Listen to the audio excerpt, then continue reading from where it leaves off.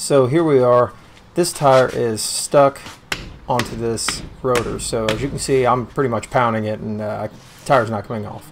So this is just a way to get it off fairly easily and rather quickly. So what I have here is some MAP Pro gas.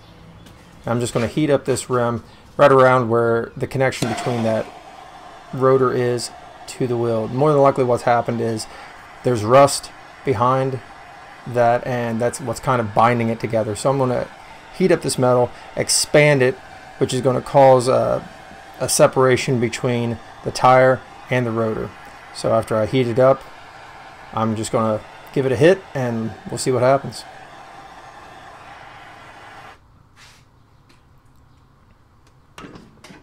And there you have it. That's it.